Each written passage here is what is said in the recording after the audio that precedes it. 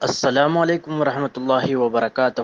شیخ محترم، ایک شیخ ہے جو حیدرآباد کے ہی ہے غالباً، ان کا کہنا یہ ہے کہ ان سے سوال ہوا کہ کیا مشرک کے ساتھ نکاح کرنا جائز ہے یا نہیں، تو شیخ نے بتایا ہے کہ یہاں پر مشرک سے مراد وہ مشرکہ ہے جو کفر کے اندر ہو، اس سے نکاح کرنا جائز نہیں ہے، مگر ایک عورت ہے جو مسلمان ہے اور شرک کر رہی ہے تو اس کے ساتھ نکاح جائز ہے، کر سکتے ہیں۔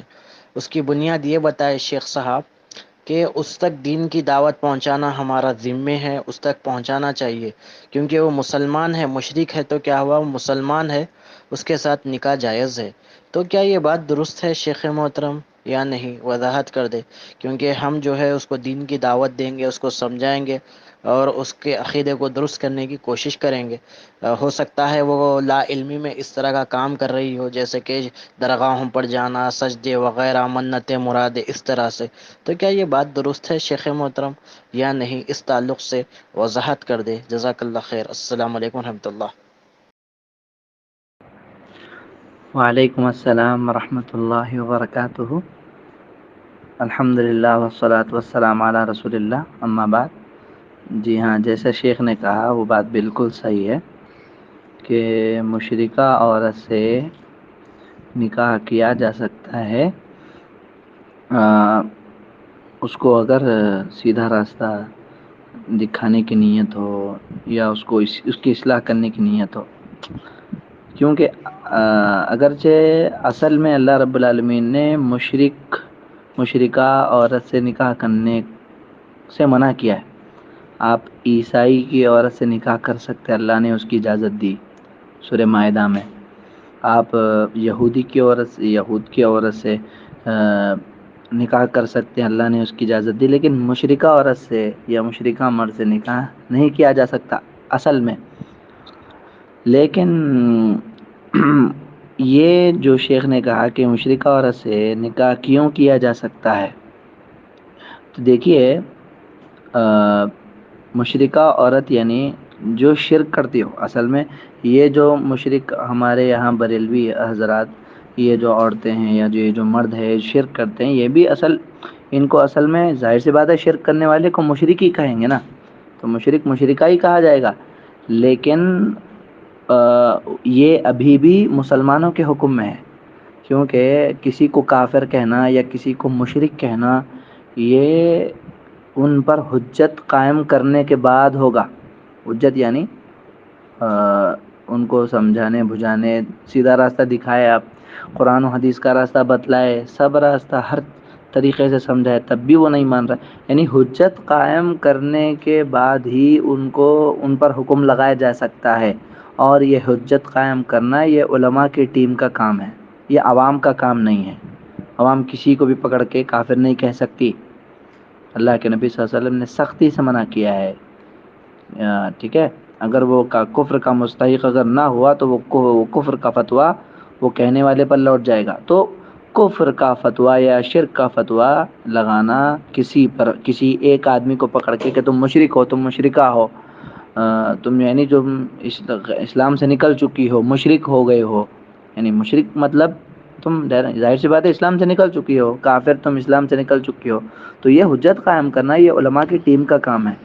یہ علماء کسی پر حجت قائم کریں، کسی کو سمجھائیں، ہر طریقے سے علم کی راہ دکھائیں، تب بھی وہ اسلام کے راستے کو قبول نہیں کرنا چاہ رہا، تو علماء کی ٹیم طے کرے گی کہ ان پر کیا حکم لگانا ہے، ٹھیک ہے۔ تو حجت قائم کرنا یہ علماء کا کام ہے، لیکن ابھی بھی لوگ بریلوی حضرات اہل حدیث ایک ساتھ ایک صف میں نماز پڑھتے ہیں، یعنی یہ مسلمانوں کے حکم میں ہے، تو ان کو مسلمان ہی سمجھا جائے گا اگرچہ یہ شرک کرتے ہیں، ٹھیک ہے۔ تو یہ تو پہلی بات ہوئی۔ دوسری بات کہ ان پر شرک کا فتویٰ اس لیے نہیں لگایا جائے گا کہ یہ عوام ہیں۔ ظاہر سی بات ہے کہ یہ جو عوام ہیں، اگر آپ جو شرک کرتے ہیں، آپ اگر ان سے پوچھیں کہ تم کس کو مانتے ہو، ہم اللہ کی عبادت کرتے ہیں، تم قرآن و حدیث کو مانتے ہو، اور یقیناً وہ کہتے ہیں کہ ہم مانتے ہیں، تم نبی سے کتنی محبت کرتے ہو؟ بہت محبت کرتے ہیں، لیکن پھر بھی شرک کرتے ہیں۔ تو یہ اصل میں قرآن و حدیث پر چلنا ہی چاہتے ہیں، عوام چلنا ہی چاہتے ہیں، لیکن کچھ ملا ملالی جو ہے ان کو شرک کا یعنی ان کے ذہنوں میں شرک کا راستہ بٹھاتے ہیں کہ دیکھو یہ اس راستے سے تم قرآن و حدیث کو پا سکو گے، اس راستے سے تم جنت پا سکو گے۔ یہ لوگ اتنا منتیں کیوں کرتے ہیں، اتنا پیر باباؤں سے یہ کیوں مانگتے ہیں ان کو جنت دے دو، یا یہ کیوں کہتے ہیں کہ ہم ان کی اگر ان سے مانگیں گے تو ہم کو جنت مل جائے گی؟ اصل ان کو جنتوں کو ہی حاصل کرنا ہے، عوام کو، یعنی ان کے علماء کو نہیں۔ ان کے علماء تو جانتے ہیں کہ اصل کیا ہے، ہم کیا کر رہے ہیں۔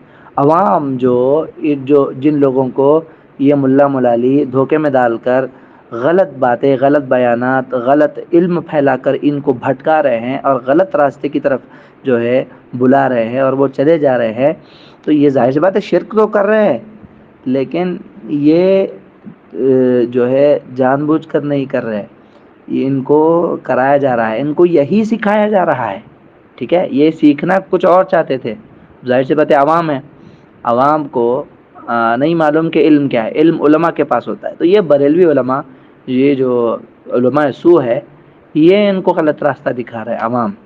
تو یہ اصل میں اللہ سے ہی محبت کرتے ہیں، نبی سے ہی محبت کرتے، لیکن راستہ ان کا غلط اختیار کیا ہوا ہے، راستہ ہی غلط اختیار کر رہے ہیں۔